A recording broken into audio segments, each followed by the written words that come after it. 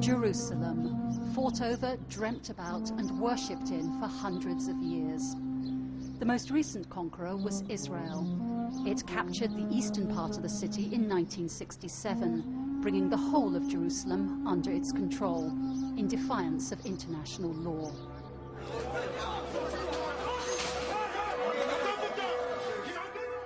Since then, Israel has been working with determination to weld the two parts of the city into its eternal, indivisible capital, by building houses for Jews and destroying houses belonging to Arabs.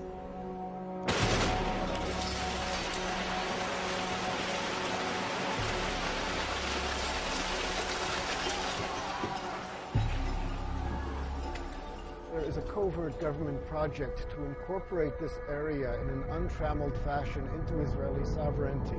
Well, it is a nice conspiracy, and it sounds very nice, but actually it's nonsense. Israel's project is nearly complete. Within a year or two, if no one intervenes, the invisible line dividing Jerusalem into Jewish and Arab parts will be erased.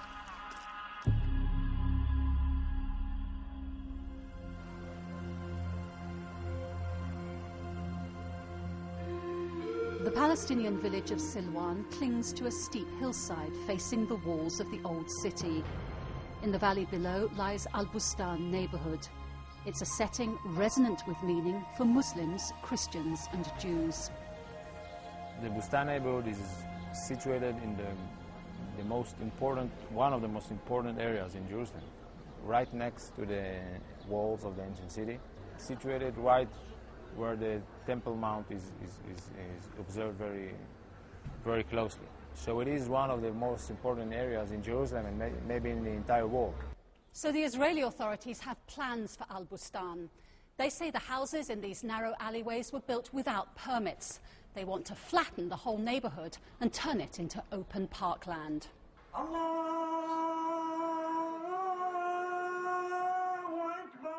It's a tourist development plan that would wreck the lives of an entire Palestinian community. The municipality has slapped demolition orders on 88 houses, which would make 1,500 people homeless.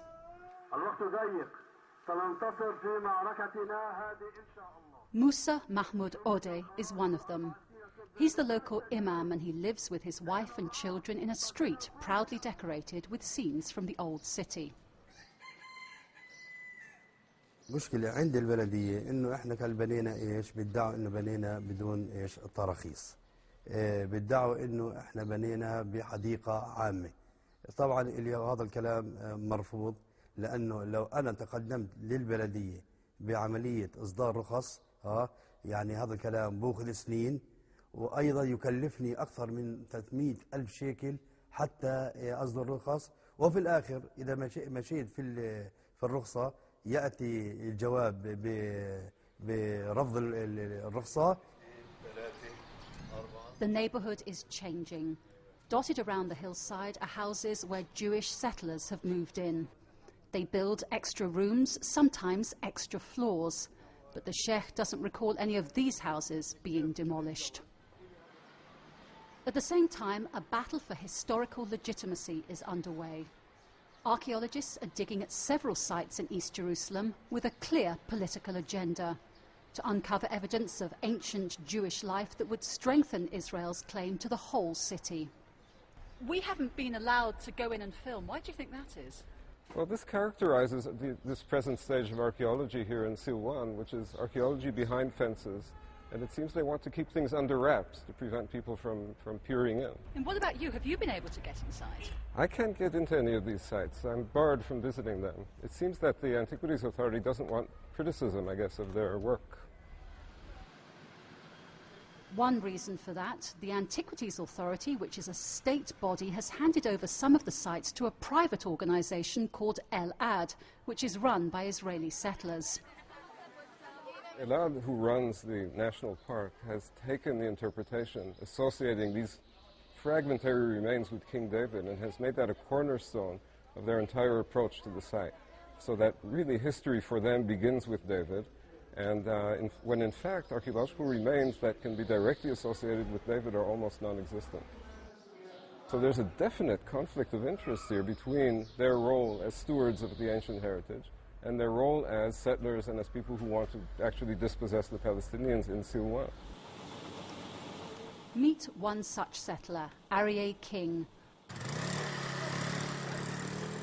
Armed only with a motor scooter and a crash helmet, he wants to evict Palestinians from East Jerusalem and replace them with Jewish families. He's on a crusade to extend Jewish ownership over the whole of the city. If I will compare it to an onion, if we have in the onion the sweetest part, it's the heart, and this is the Temple Mount, this is the old city, we are trying to put layers and more layers in order to protect the heart of the onion, and this is Yerushalayim. And we know what is happening when you try to cut the onion. Usually tears are in your eyes, and our aim is to not to get to this situation of to have tears because somebody is trying to cut Yerushalayim. Bye-bye, Morag.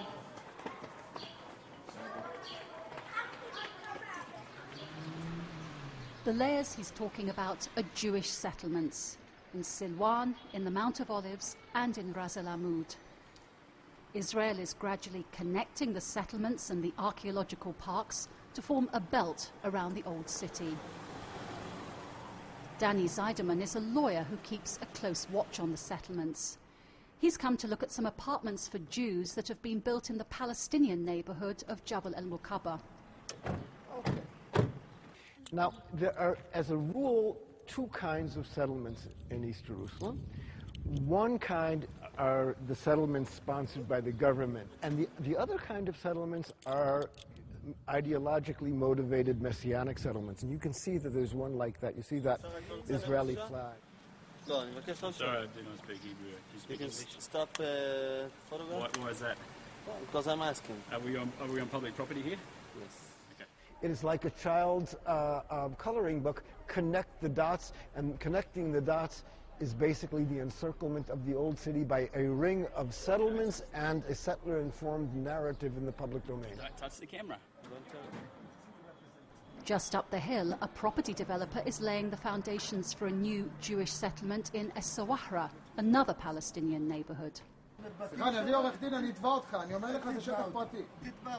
אוקיי? בסדר, אתה רוצה כרטיס? תתבע. כן, תן לי כרטיס ואני אתבע. קח כרטיס, אנחנו עוברים כאן לבתים שנמצאים שבפנים. אנחנו עוברים שם.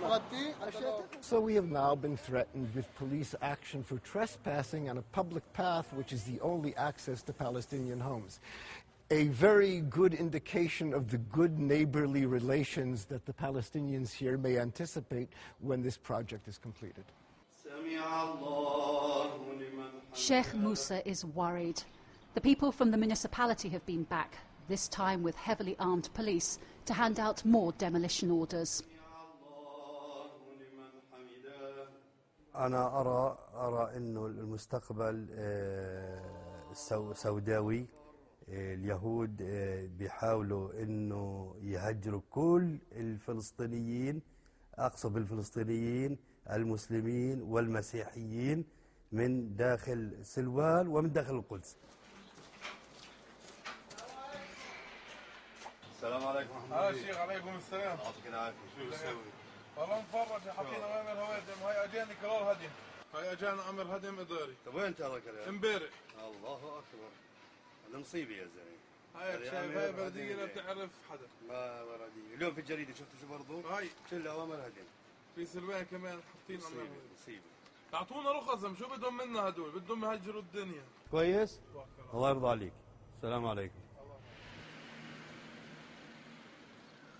On a hilltop overlooking Silwan is a monastery built close to the spot where the disciple Judas Iscariot is believed to have killed himself. Judas betrayed Jesus for 30 pieces of silver, and treachery still lurks in the valley. Mohammed Morara admits that for several years he conspired against his fellow Palestinians. He says Israeli police coerced him into helping the settlers grab property in Silwan. They ran a simple scam. First find a victim, then make problems for him. Morara used to operate as a go-between, a con man who tricked, bribed and smooth-talked Palestinians into parting with their property. אני שומע מהשכונה, או שומע מאיזה צד, בא אליו, רוצה לצאת, מכל הבלגן הזה, אשמח. האנשים שלי מוכנים לשבת אותך, ולסדר לך את כל העניינים, ולסיים לך אחלה עורך דינים במדינה, ולשלם לעורך דינים, ולגמור את הסיפור. התמורה תשב ממולם, תגיע אותם להסכם מחירה.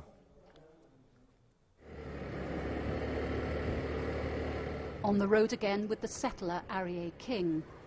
Another man trying to separate Palestinians from their homes, but he insists that he's working within the law.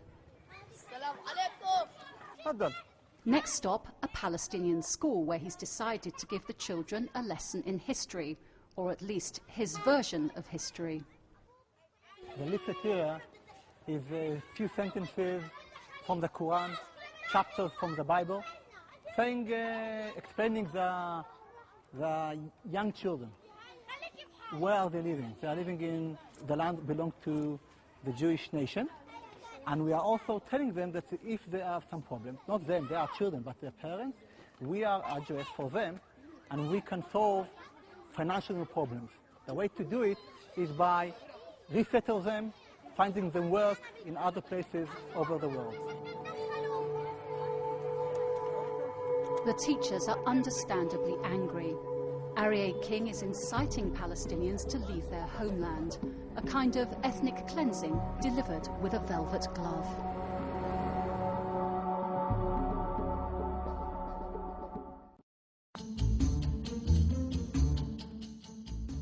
Back in Al-Bustan, people are increasingly worried about Israel's plans to demolish their homes and turn the neighborhood into a public park. The municipality has sent envoys into the valley, offering the Palestinians alternative lands on the outskirts of Jerusalem if they agree to leave their homes. The people of Al-Bustan said no.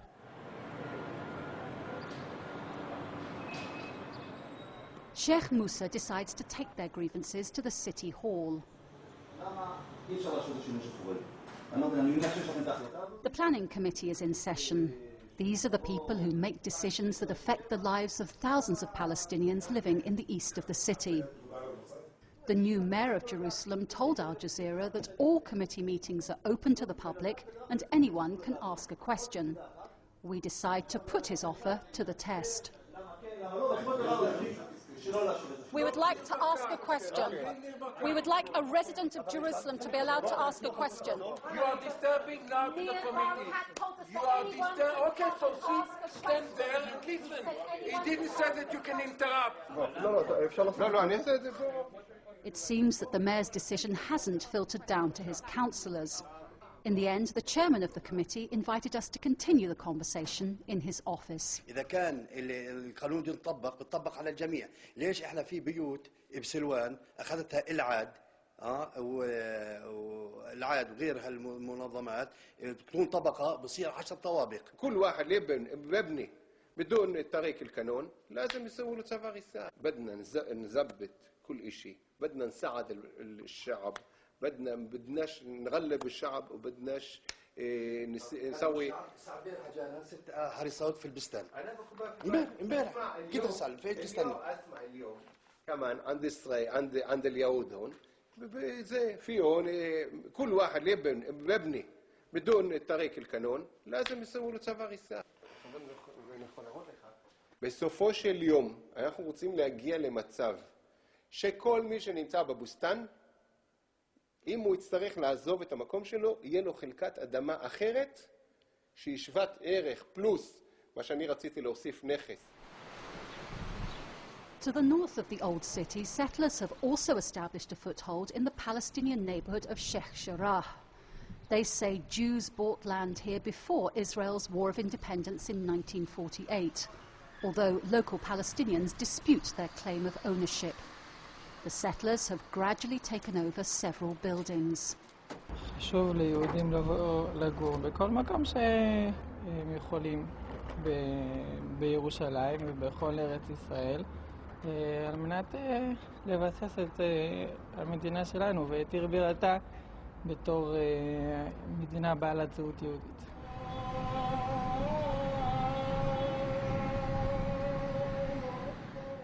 Now the settlers have their eye on 2 more Palestinian houses which, they say, were built on land belonging to Jews.